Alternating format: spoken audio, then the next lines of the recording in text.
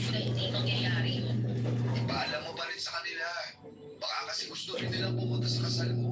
Apollo, kahit di ba alam ko sa kanila na ikakasal na ako kay Stefan, alam ko naman na hindi rin sila pupunta. Magsasayang lang ako ng oras na kausapin sila. Kaya huwag na lang. Isa pa, pamilya ko na rin naman kayong mga kaibigan ko. Pumunta lang kayong lahat sa araw ng kasal ko.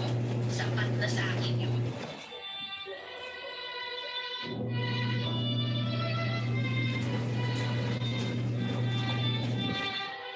Papadudod masasabi ko na ang kasal namin ni Stefan ay isa sa mga pinakamasayang araw sa buhay ko.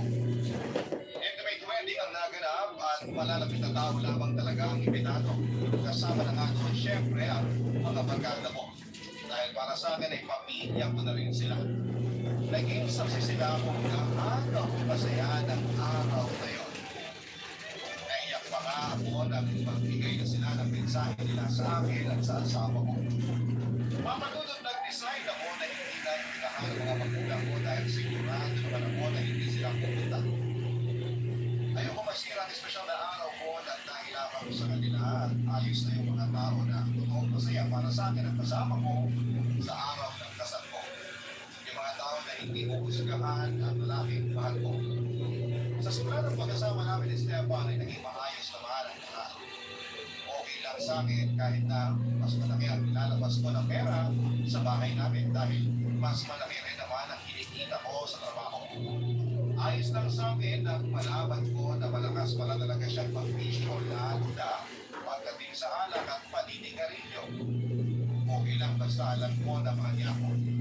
Okay lang at wala nang iba.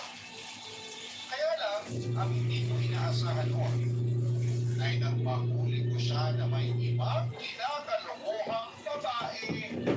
Papadudod. Barangay Love Stories. Barangay Love Stories. Papadudod na sa bahay na ako noong mag-chat sa akin ng isang pinsan ko. Sinabi niya na nakita niya inalikan ni Stefan sa labi ang panista sa banda nitong babae. Siyempre, hindi ko yun pinaniwalaan dahil alam kong tapat si Stefan sa relasyon namin.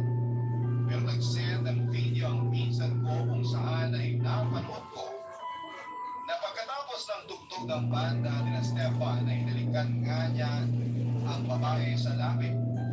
Agad ko namang kinumpronta si Stefan nang makauwi siya sa bahay papadudod. Sinabi niya na wala lang daw ang halip na yon at kailangan daw nilang gawin yon para makatanggap sila ng mas malaking tip sa gig nila. Niyakap ako niyakap niya ako at humingi siya ng sorry sa akin. Sinabi niya na sana raw ay maniwala ako sa kanya na totoo ang sinasabi niya dahil ako lang daw ang babaeng mamahalin niya. Kahit kailan ay hindi niya ako ipagpapalit sa kahit na sinong babae. Wala na siyang ibang mamahalin kung hindi ako lang. Papadudo tinanggap ko ang sorry at paliwanag ng asawa ko at mahal ko siya at ayoko na magkahiwalay kaming dalawa. Isa pa ay masyado na akong maraming isinakripisyo para sa kanya. Isa na nga doon ay ang mga magulang ko. Ayaw kong mapahiya sa kanila at isipin nila na tama sila na masisira lamang ang buhay ko ng dahil kay Stefan. Kaya naman, pilit ko na lamang na kinalimutan yun para maging maayos ang pagsasama naming mag-asawa.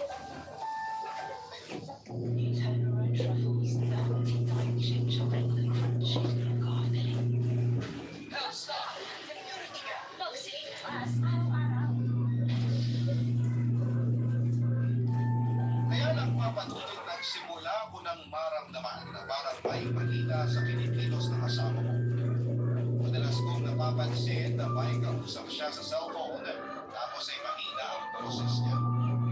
Naglagay din siya ng bagong password sa cellphone niya na hindi ko alam. Nakakaamoy din ako ng ibang pabangong babae sa kanyang damit at kung ano-ano pang mga senyales na may ginagawa siyang kalokohan. Ang pinakamalala sa lahat ng minsan ko siyang puntahan sa resto bar kung saan sila tumutugtog ng banda nila. At nakita ko kung gaano sila kasweet ng babaeng yun na kabanda niya. Siya yung babae sa video na sinend sa akin ng pinsan ko. Papadudod, hindi na ako nagpapalala nagpakita noon kay Stefan sa resto bar.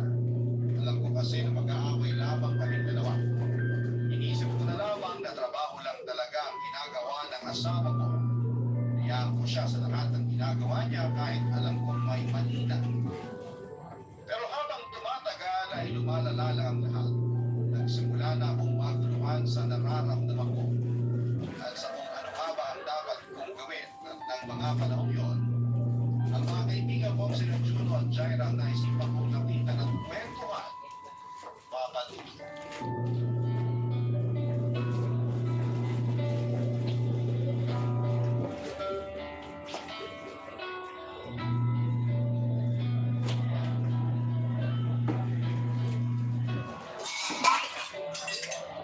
Eh wala. Ikaw yata ang late ngayon sa usapan natin, baby. Sorry, hindi ka agad ako nakaalis ng bahay. Carry lang, kasi medyo kararating lang din namin ni Juno. Hindi lang ako sanay na ikaw ang nauhuli sa mga lakad natin. Dati kasi palaging ikaw ang nauuna. Lahat naman tayo pwedeng magbago ng walang kahinan. Dahilan, di ba? Wow! Haha! Kakarating mo lang pero ang lalim na ng mga sinasabi mo. Hindi naman masyado. Nasaan si Juno? Umorder na ng kape at pastry natin. Alam niya na rin naman daw ang paborito mong kape dito, kaya siya na raw ang bahala doon. Libre niya na rin daw. Ako ang nagyaya na magkita-kita tayo. Kaya dapat na ako ang manlibre sa inyo. Hayaan mo na yun si Juno. Minsan lang naman manlibre yun. Oh, Phoebe, nandiyan ka na pala. Hi, Juno. Ito na mga kape natin. Order na rin ako ng 3 clubhouse sandwich tsaka brownies. Ayan! Thank you, Juno! Sira na naman ang diet ko nito. Minsan lang naman. Tsaka feeling ko kasi medyo malalim ang pag-uusapan natin eh. Di ba, Phoebe? Oh, wow! Kanina ang lalim ng sinabi mo, pero parang mas malalim ang puntong hininga mo ngayon. Huhulaan ko. Tungkol kay Stefan yan, no? Oo, tungkol nga sa kanya. Sige, kwento ka na. Ano ba nangyari? Naku, kahit hindi pa nagkukwento si Phoebe, mukha namang alam ko na kung anong nangyari. Uy, Jaira, hayaan mo muna magkwento si Phoebe. Sigurado ako ng tungkol na naman sa pag-cheat ni Stefan yung ikukwento ni Phoebe. Ilang beses niya namang nahuli yung asawa niya na niloloko siya. Tapos ilang beses niya na rin pinapatawad. Jaira, ano ba? Sinisira mo naman moment ni Phoebe. Hayaan mo na siya, Juno. Tama naman si Jaira sa sinabi niya eh. Tungkol pa rin sa ginagawa pang bababae ni Stefan ang gusto kong sabihin sa inyo. Kagabi kasi, nakita ko mismo kung gaano ka-sweet si Stefan at yung kabanda niya na babae. Palagi silang magkayakap pagkatapos ng kada kanta nila sa stage. Tapos may isang beses pa na nag-kiss silang dalawa. Grabe, Phoebe! Eh di sinugod mo silang dalawa. Ano? Eh hindi mo man lang nabigyan ng mag-asawang sampay yung haliparot na babae na yun? Dapat sinapunutan mo kagad tapos kinaladkad mo palabas. Na makilala niya kung sinong kinakalaban niya. Ano ka ba naman? Masyado ka namang pabebe. Uy, Jaira. Kalma lang. Kailangan ni Phoebe ng maayos na tayo natin. Kaya kalmahan mo lang. Ay, sorry. Naiinis lang ako na masyado niyang hinahayaan na maging kawawa ang sarili niya. Alam naman kasi ni Phoebe kung anong dapat niyang gawin eh. Pero hindi niya naman ginagawa. Mahal ko kasi si Stefan, kaya hindi ko kaya makipaghiwalay sa kanya. Mahal mo siya kahit ilang beses ka na yung niloko. Oo. Sigurado ka? Juno, hindi naman ako mag-stay sa isang relasyon na nasasaktan na ako kung hindi ko siya mahal. Alam mo, Phoebe, sa tingin ko hindi na pagmamahal yan nagpapastay sa'yo sa relasyon ng asawa mo. Anong ibig kong sabihin? Feeling ko, kaya hindi mo maiwan sa Stefan kahit na alam mo na niloloko ka niya kasi masyadong mataas yung rate mo. Ayaw mo aminin na tama ang parents mo. Ayaw mo malaman nila na mali talaga ang lalaking pinili mo na makasama. Subukan mong pakiramdaman yung sarili mo kung pagmamahal pa rin ba yung nararamdaman mo para sa asawa mo. Baka kasi nangihinayang ka na lang din sa ilang taon na na-invest mo sa relasyon mo ni Stefan. Tsaka Phoebe, minsan subukan mo rin ang piliin ang sarili mo. Sa WhatsApp, kaya samahan ko dito sa Convertes na isang babae kasi economical. Sobrang sa paggastos. Most of the time, we always depend on gusto tayong bilhin. Kailangan pa rin natin i-manage. Huwag na lang kung yung budget natin. Kaya naman is the perfect time to have the Adobe card kasi pwede mo bayaran later. Save interest or choose to split the bill to 3 or 6 months installment. At gusto ko ganito guys, walang hidden fees, walang annual fees per line. At so, mabilis na application. As in, nag-decide na at walang pinipili ka man iba ng document report. Valid ID na ang kailangan. And also, may control din sa gastos ko kasi everything is run within the app. Your transactions, payment and bills, na ay sa interface. Super easy to use and you can also get up to 200,000 spending it. Kaya huwag kang pinag mag-Adobe card na kayo, download na lang ang app now, apply 90 seconds and shop smarter with the Adobe card.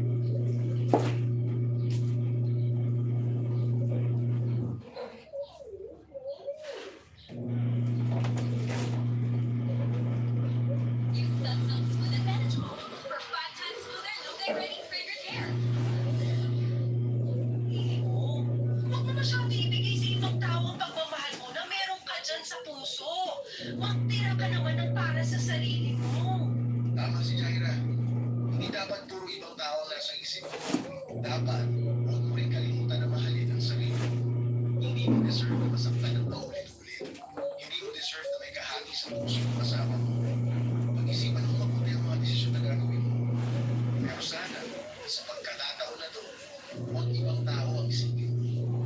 Dahil ang sarili mo.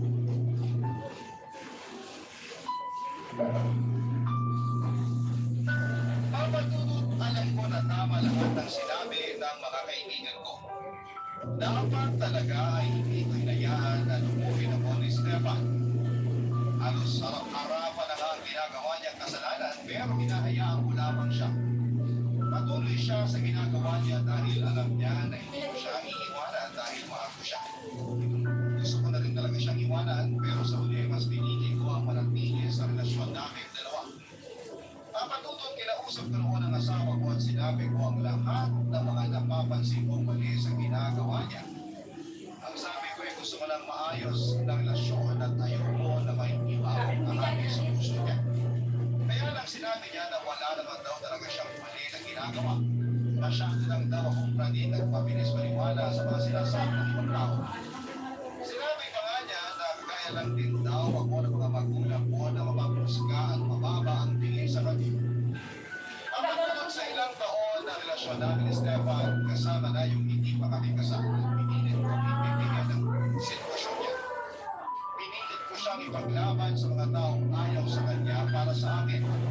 Pinilit ko ibibigyan lahat ng mga negatibong bagay na tungkol sa kanya. Ginawa ko yun dahil mahal ko siya at ayoko mawala siya sa buhay. Pero lahat ng pagtitindi sa taong hindi naman tayo na-appreciate ay palagi niyakanan. Lahat ng pagmamahal na hindi nasusundihan ay nakakapagod. Kaya naman dumating ako sa isang posisyon na kahit na hindi ako sigurado ay kailangan kong gawin para sa sarili ko. At naging ko ang posisyon ko na yun. Pumunta ako sa lugar kung saan ay magkikita-kita kami ng mga barkada ko. Oh, grabe. Tanong naman ni Phoebe. Ay, naku, sinabi mo ba, Mark? Baka hindi na nga dumating yun kasi kanina pa siya nag-text ako ng baby. Wala pa rin siya. Ano kaya kung ibaon ko na yung mga time capsule? Pwede yan, sinabi mo pa yan. Kasi mukhang wala na talagang baby na darating. Teka lang, bigyan pa natin ang ilang minuto. Sayang naman, hindi tayo kompleto sa pagbaon ng time capsule. Uy, guys! Sorry, sobrang late ako. Sa wakas, dumating ka na rin. Grabe, ang tagal mo, baby. Nakapag-yosi na kami lahat. Ang dami na namin na pagkwentuhan ni Mark kanina. Wala ka pa rin. Kala nga namin hindi ka na darating eh. Sorry, may tinuntahan ba kasi ako kanina? Saka medyo nahirapan din Pwede, Joy. itong bakanting lote na to. Teka, ano bang meron at kumpleto ang barkada ngayon? Juno, ikaw na mag-explain ng pakulong mo na yan kay Phoebe. Oo nga, ikaw naman na nakaisip nito, Juno. Eto na nga. Oh, Phoebe. Pwede, Joy. Kasi, Joy? Lata ng biskuit. Oo! Para sa Bigay ko na kayo na. ang lata ng biskuit na sa silbing time capsule natin. Okay. Tapos, ito talaga si Phoebe kahit kailan. Natapusin mo kaya ako na magsalita sa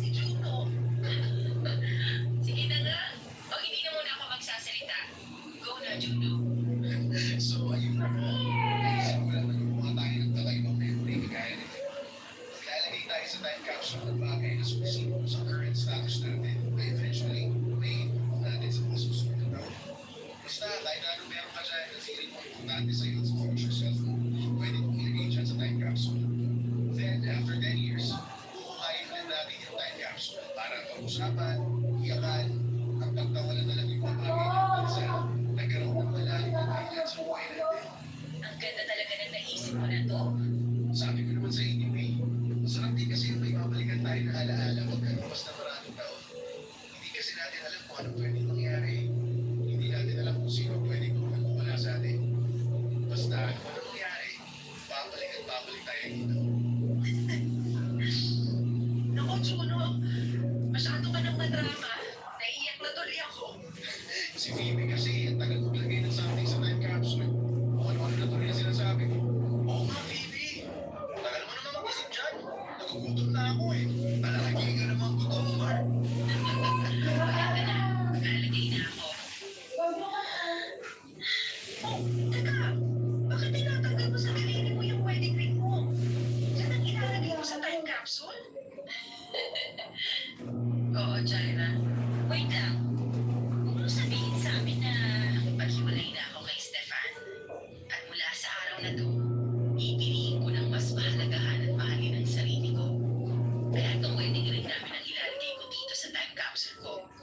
Bilang tanda na nagpapaalam na ako sa maling tao at lalayo na ako sa maling pag-ibig na minsan sa buhay ko, ipinaglaban ko ng gusto.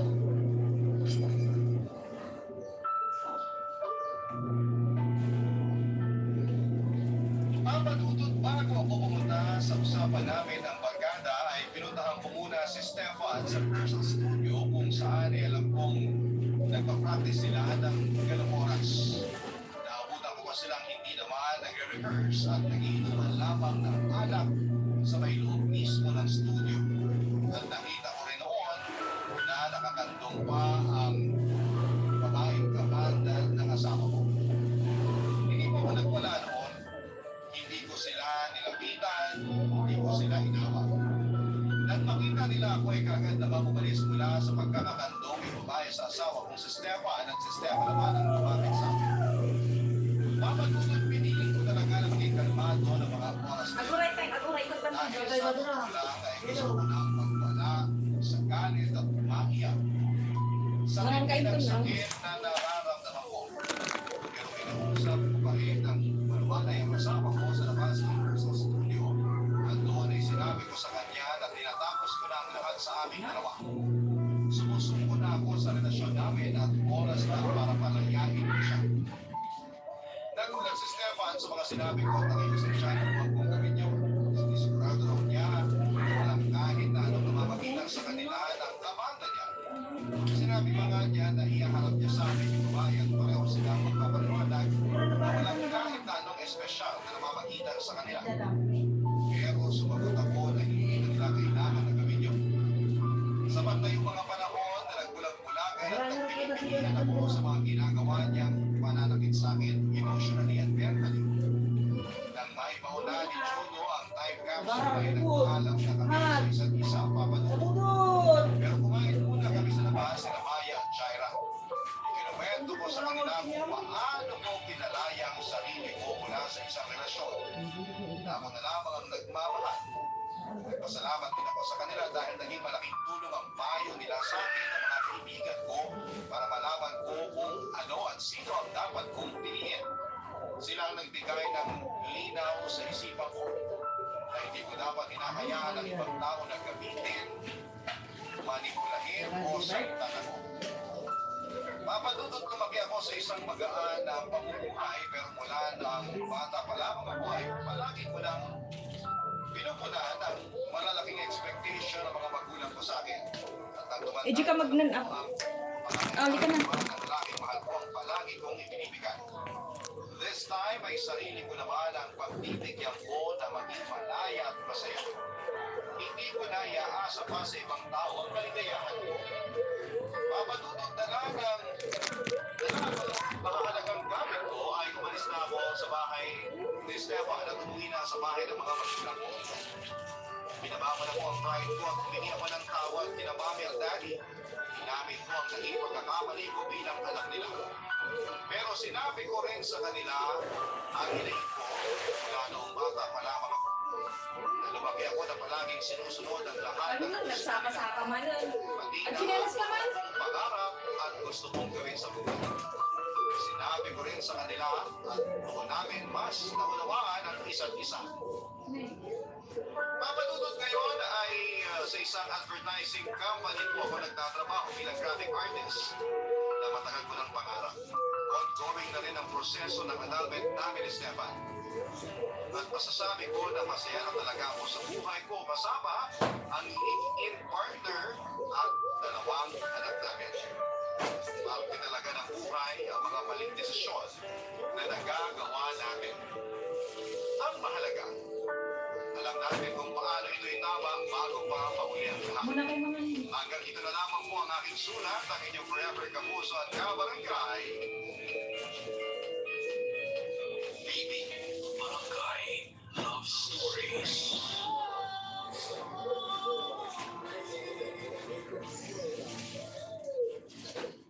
Barangay Lives 7.1 number 1 forever. Kabarangay, i-share mo ang iyong barangay love stories. Sabay-sabay nating pakinggan ang iyong kwento ng pag-ibig, buhay at pag-asa. Ipadala lang sa barangaylovestories@yahoo.com. Ang ganda ng mga binili ko. Parang pwede ka maging Shopee at customer. Pwede? Paano? Just register, share product with videos on socials, and earn commission. Ang dali lang pala. Register now.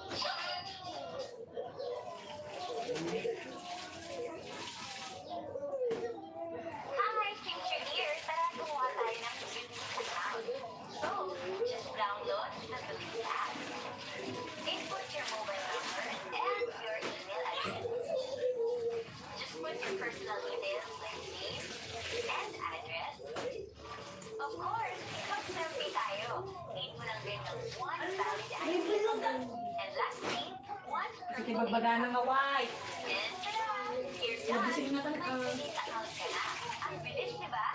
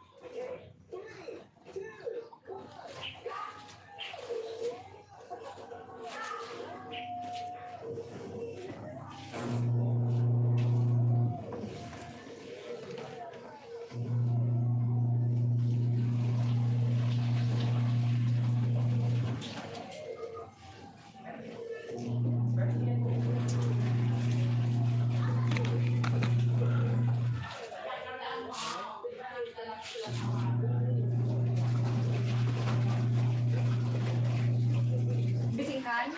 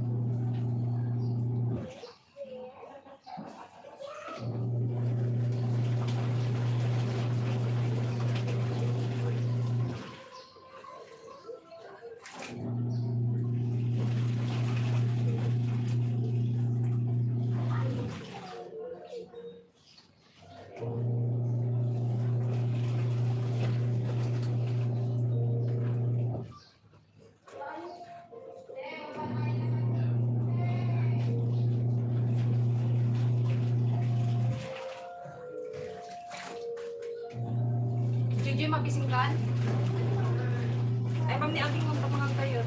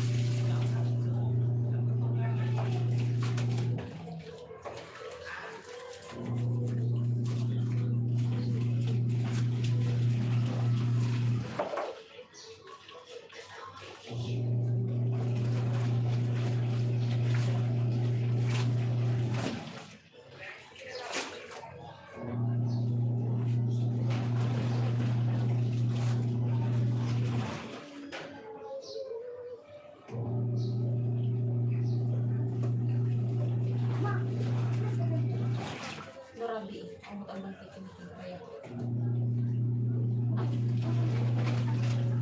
Yeah. Diyan mo ano pa nagtrabaho din ano.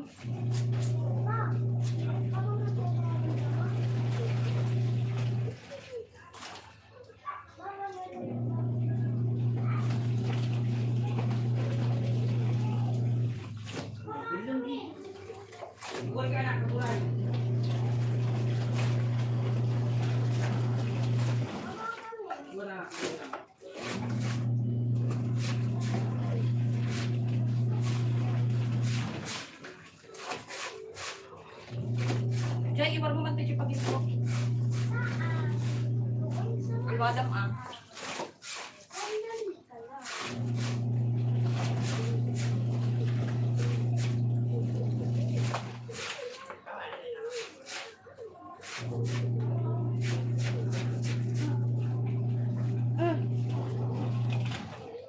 Pasti mo adito ni.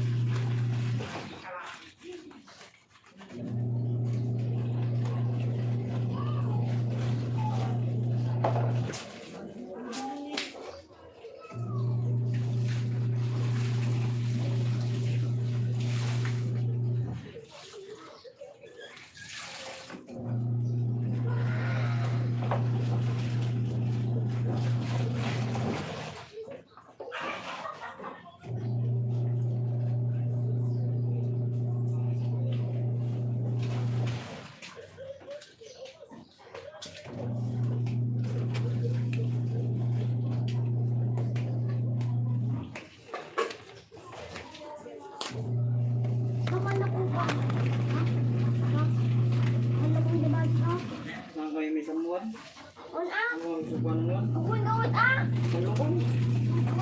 Ayun, iba. Bago kumaway ko lang kita mag-ilang. Magandang araw po sa inyo at sa lahat ng inyong tagapakinig. Abang malukong. Ako po si Ferdy, 30 years old at isang OFW sa Dubai.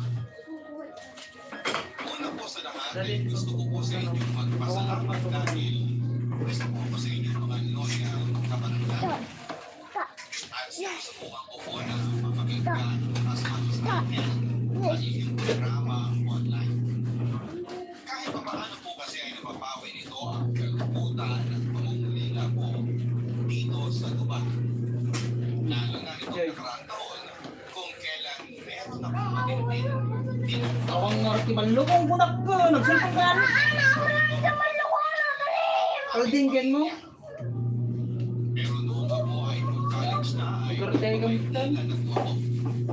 And eventually ay doon na rin po ako nakapag-relocate at naiwan na ang aming mga magulang sa Mindoro. At dahil na rin po siguro sa impluensya ng aking mga kapatid, dahil nakita ko po na ang laki ng naging improvement nila sa pinansyal ng makapag-abroad, ay nag-OFW na rin po ako noong ako ay 24 years old. At magdadalawang dekada na ako na OFW sa Middle East. At mukhang matatagal pa nga po ako sa pag-i-stay dito. Sa edad kong 38 ay wala pa rin po akong asawa papadulog. Sa ngayon po ay nakatatlong serious relationship lang po ako. Ang una kong GF ay naging ko ng high school at tumagal po ng 3 taon. Ang ikalawang naging girlfriend ko naman ay naging ko sa una kong work sa Maynila. At tumagal po ito ng 6 na taon. At ang ikatlo ko naman pong GF ay namin ko dito sa Dubai at tumagal ng 7 taon. Kung mapapansin po ninyo ay talagang napakatagal ng aming mga naging relationships. One-on-one po mas talaga ako magpatulog. At hindi rin ako basta-basta pumapasok sa relasyon kapag hindi ako sigurado sa babae. Isa rin pong dahilan kapag nagmahal po kasi ako ay todo bigay po talaga sa lahat. At dahil din dito ay nahihirapan po ako na makapag-move on. Minsan nga po ay maabot na sa punto na nagiging toxic na relationship pero nahihirapan pa rin po ako na bumibig. At ang naging pinakapagulo sa lahat ng aming mga naging karelasyon ay ang aming sa GF na si Peter. Pero sa tingin ko po papadugtod ay sa kanilang tatlo ay siya rin ang pinaka-pinakal ko. Office mate ko po si Mika sa aking unang pinasukan trabaho sa Manila. Nag-ibag po ako ng gamit ko siya at 23 month po si Mika. Masaya po tao si Mika papadugtod. Siya nga po ang kahit ng party sa office natin. In fact, siya nga po ang unang nagpakilala sa akin. At siya rin ang nagtiga. Medyo nagulat pa ako sa pagiging forward ni Mika. Pero sa tingin ko po ay isa rin yung gusto man ko sa kanya.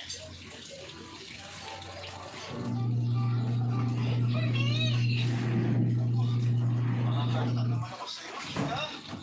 Nagpapakalunar ka na naman dito, ha?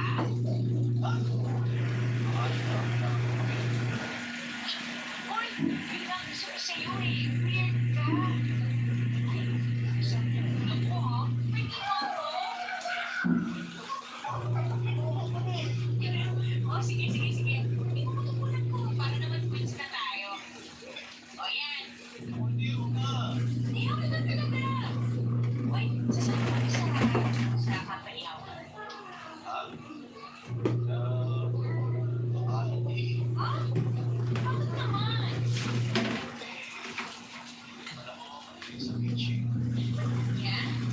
Kasi kung masyado ka nang nagpapag-mysterious sa akin, ha? Ang dami na tuloy nagkakaprush sa'yo. Ano?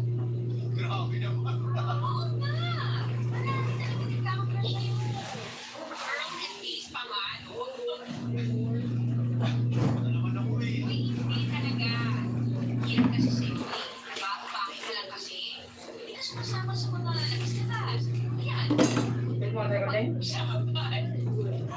Yun!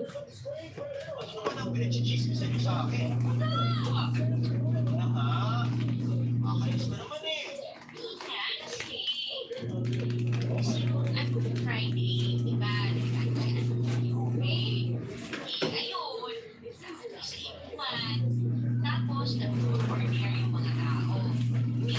Tapos, syempre, naman na, sa mga common question, sino ang crush mo sa office? Syempre, the girl, sabi namin, how?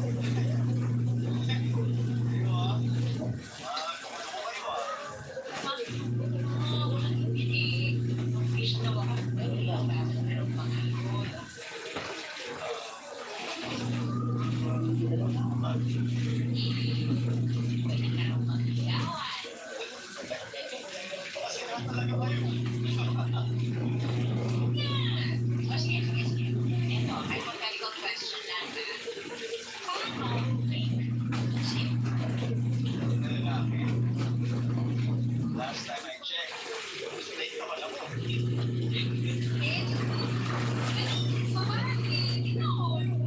Ay, klase ka lang yan. Ano yan?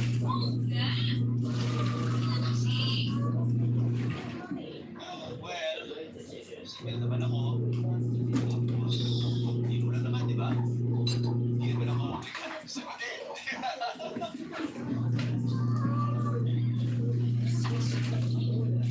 Ano? Wala. Sige na, yun na. Sige, gusto akong kumain din. Sige sa office. Ha?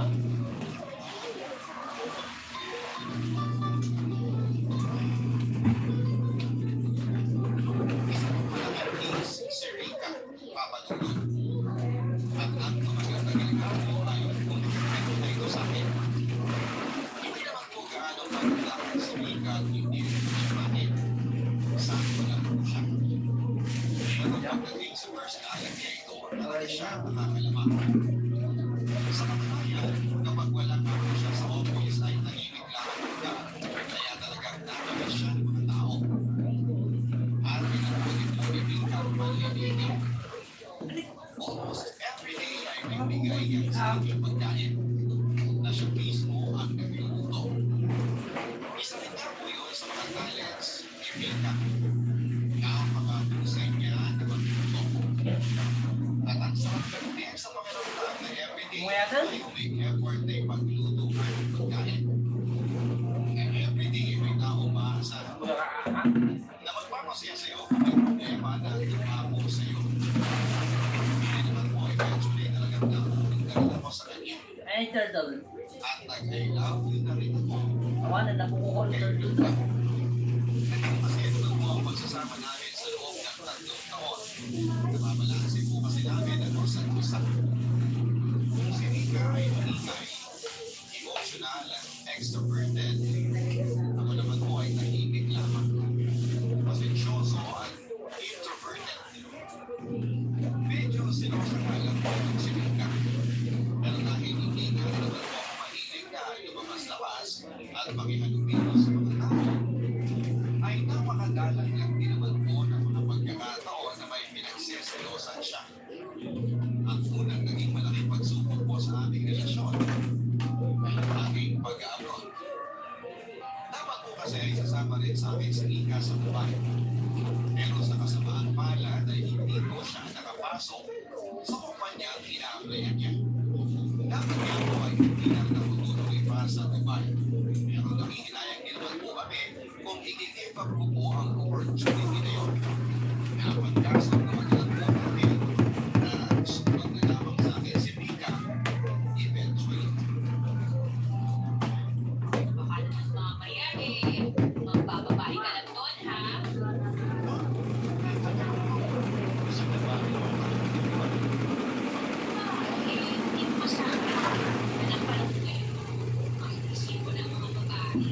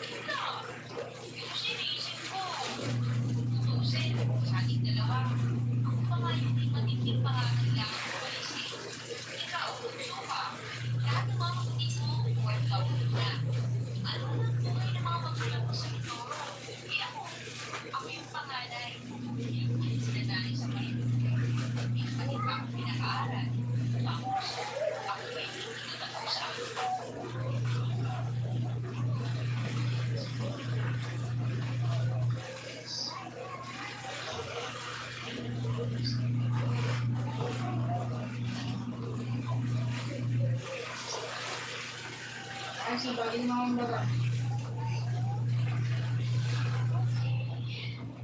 saka, huwag mo naman alalahanin yung mga pag-usap mo. Kapag talaga, magpapadala ko ng ilang pass. Ano ka ba? Huwag na. Ano naman obligasyon yun? Hindi, okay lang yun. 3 years na tayo. Hindi ko pala. Sabi ng asawa. Oo ha? Sige na. Thank you. Kasigurado hindi lang na hindi ka mabababae doon na. Kundi, ikunin ko talaga lahat ng pera mo. Bibigyan mo ng ticket para lang sumulong kayo doon. Ayun na po. Kaya para sa pag-ibig, imagine ko lang. Kaya para sa future. Diba?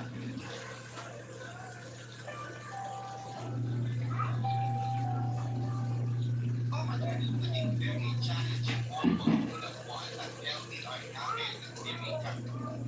Unang-una po ay kailangan namin i-adjust ang time difference.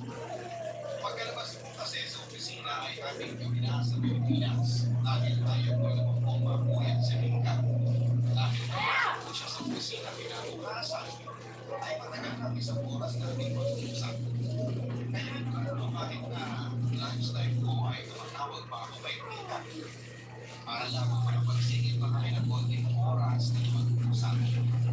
At yung kalaman na nga po ay send oras namin. Nag-send ako ng mga pictures namin sa upat niya. Ay nakita niya na may magandang Egyptian na katabi sa picture. Pero eventually ay nag-get over na rin po si Tita sa mga pagsiselo sa insecurities niya. At hindi ko rin naman po siya pinagyanan na lang para magsilos. Talagang pinatunayan ko po sa kanya na trabaho pa kailangan ako. At bawat kilos ko ay halos i-report ko sa kanya. Bukod pa dyan ay pinatunayan ko rin kay Nika na hindi lamang mahal ko siya kundi responsable din ang future husband niya. Buwan-buwan ay nagsiset aside na 25% ng aking sweldo para kay Nika at sa pamilya niya. At sa tuwing ito ako nagbigay ng taas, ay pinagkakit ko sa loob ako ng mga branded na bagay na hindi lamang para kay Nika, kundi pagkinalit sa mga kulay at sa mga kapatid niya.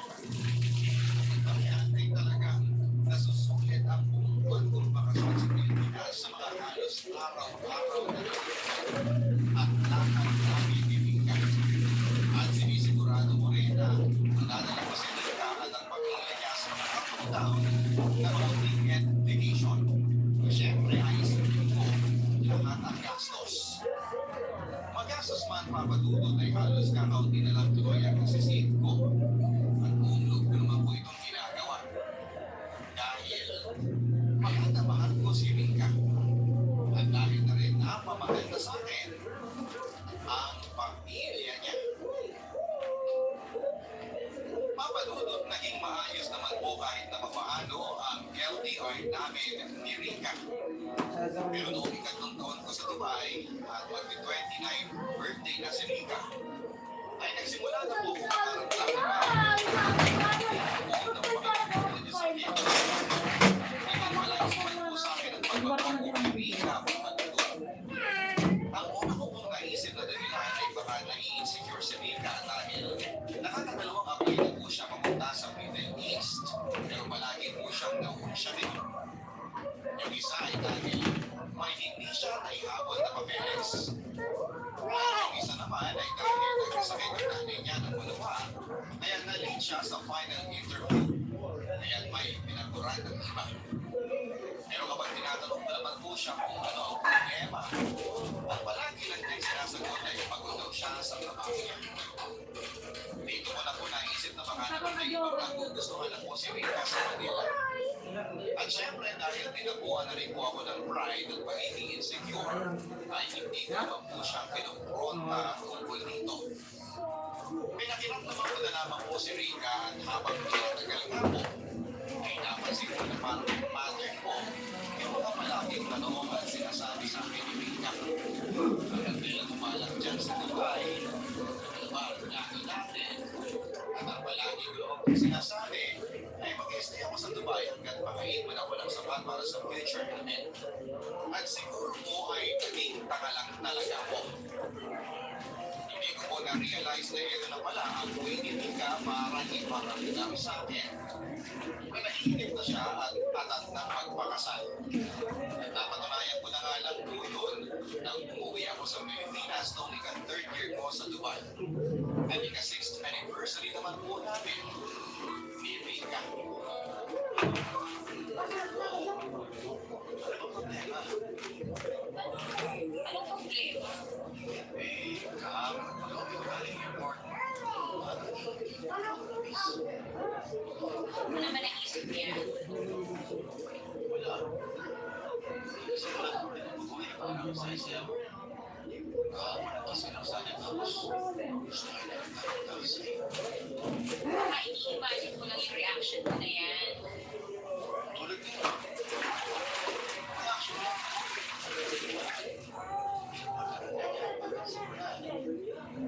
Stress lang ako sa trabaho. Please. Something's wrong. Nahihirapan lang kasi ako sa setup natin. 3 years na lang naman, diba? Halos yung pinagod sa Pilipinas. Hindi yun eh. Mahal, 2 months from now, 29 years old na ako. Tapos, Marley, gusto ko na magkapamilya. Gusto ko na mabuntis. Gusto ko na maging ina. mahal.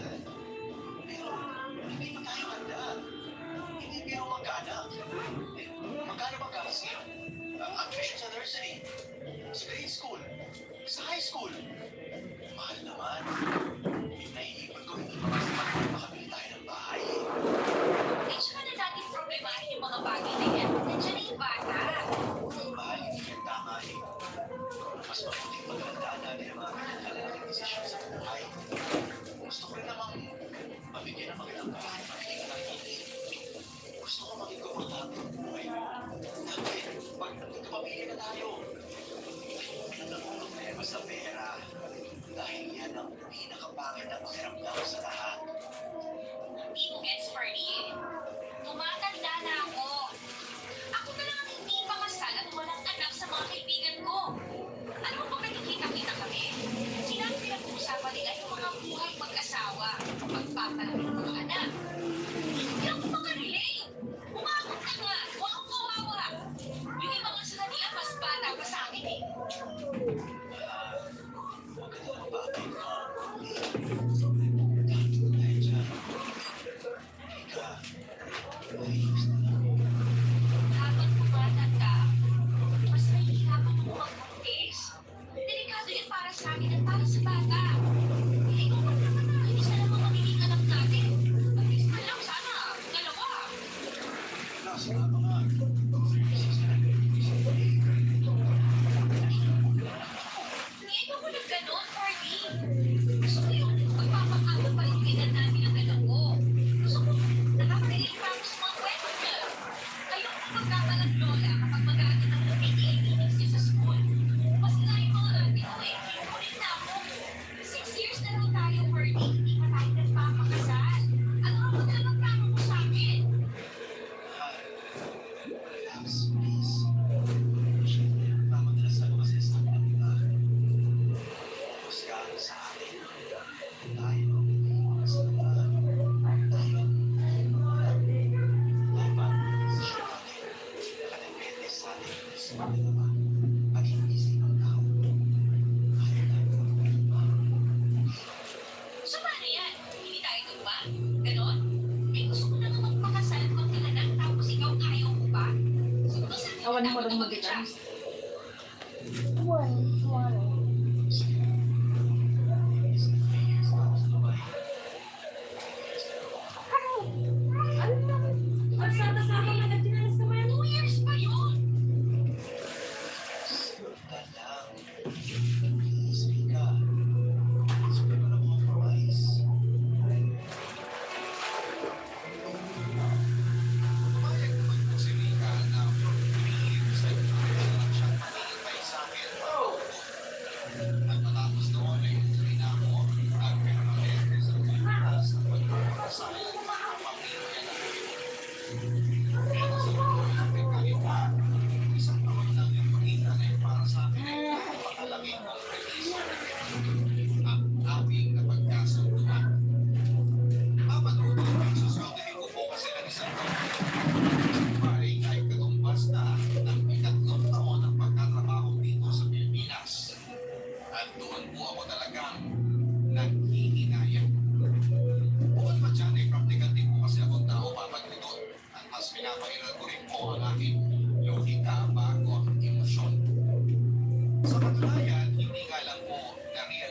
Rika ay gano'n na nga ang nangyari sa kanyang mga magulang. Nagtanan po kasi ang mga magulang ni Rika. Nadala sa bukso ng damdamin at nagpamarinduque kahit wala silang kahit na anong-ano. Kaya nang lumaki sila Rika ay nasanay sila na puro away ang mga magulang nila dahil sa pera. Ang daming sweetness ng mga magulang niya ay nagtagal lang ng 1 o 2 taon. At nung naranasan nila ang problemang mga praktikal ay nakuha agad-agad.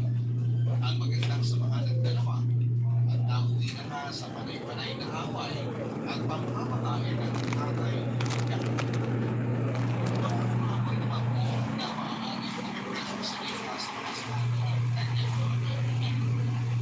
Nakita ang expectations ng kanyang pag-operate. Dito kasi sa mga pinagpalagay ng kanilang pagkakataon ay kumakapas na sa ibang taon at hindi palagay na kasalan sa lalaki ay nagtutulungan ang motivasyon nito. At hindi naman po na-realize ni Rika ay hindi naman lahat gano'n.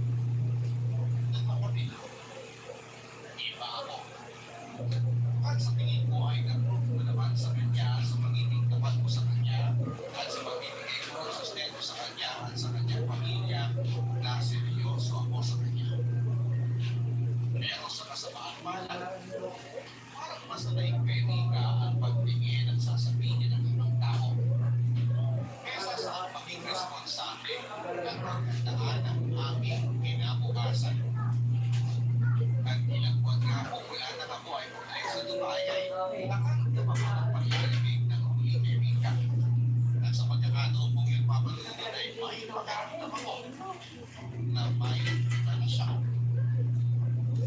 Oh, kumusta ang work mo ngayon? Okay naman. The usual. Okay. Ay, Arman!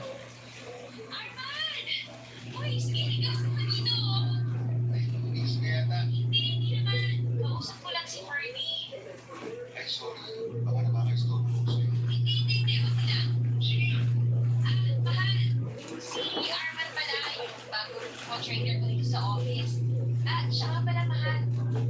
Gusto ko lang tayo mamaya, pag-uwi ko. Kasi may pag-uusap ako may project din si Arman eh. Lunch break mo ah. Ano ba ulit pag-uusapan niyo? Hindi ba pwedeng during office hours na lang? Busy na kasi kami mamaya. Ngayon lang kami may free time. Kasi parang naman doon sa upcoming company party namin eh. Sige. Mag-usap na kayo dyan. Okay, sige. Love you. Ako, baka mamaya mag-seryoso sa akin. Hindi. Okay lang yan. At saka, hindi na sa pagkakamit ng company party natin na yung projects ko sa akin. Wala. Sinabi ko lang din sa kanya. Wala, bakit? Gusto mo ito, oh. Ay, ako. Nag-wish na kasi ako kausap yan. Bakit naman? Wala. Kasi, kami palagi eh. Ulit. Tawag siya ng lunch. Kumusta? Tawag siya ng hating gabi. Kumusta? Kahit antok na ako. And the next day, gano'n na naman. Hirap tayo na LDR na. Gano'n na ba kayo matagal? 6 years na kami. 3 years na LDR. Ay, ang tagal nyo na pala. Ano ba lang, Fernie? Ilan daw kayo magpapakasal? Ewan ko no. After 2 years daw. Oh, bakit? Ay, bakit tayo?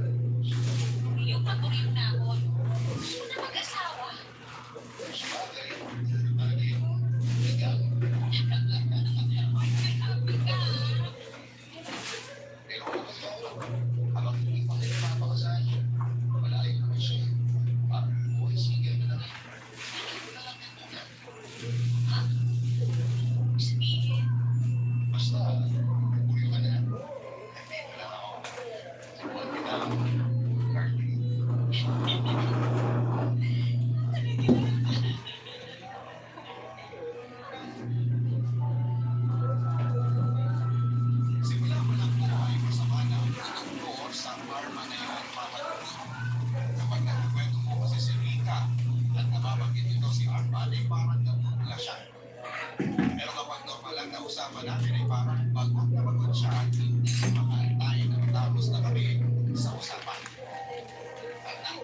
nga po ay may mga araw na lumipas na hindi kami nagkakausap dahil busy daw siya sa trabaho.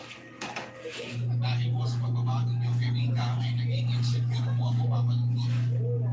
Sa unang beses sa buhay ko ay nakaramdam ako ng matinding selos. Napakahirap po nito dahil nasa malayo akong lugar.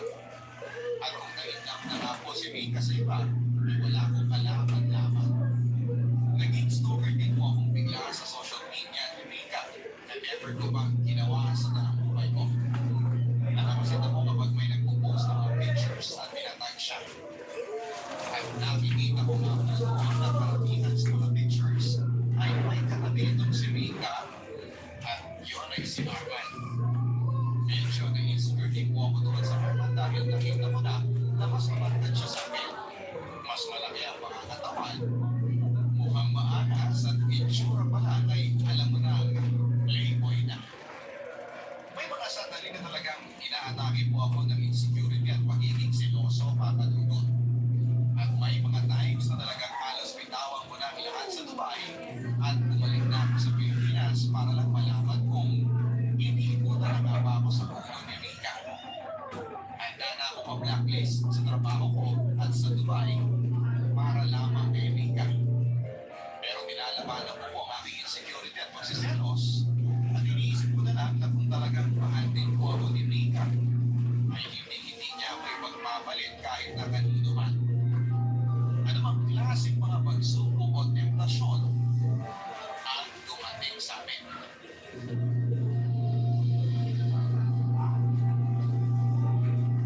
Matapos ang ilang buwan na panaka-naka na lang na pag-uusap namin ni Rika ay tumatong na nga po sa punto na hindi na po talaga siya kumukontak at hindi na rin sinasagot ang mga tawag ko.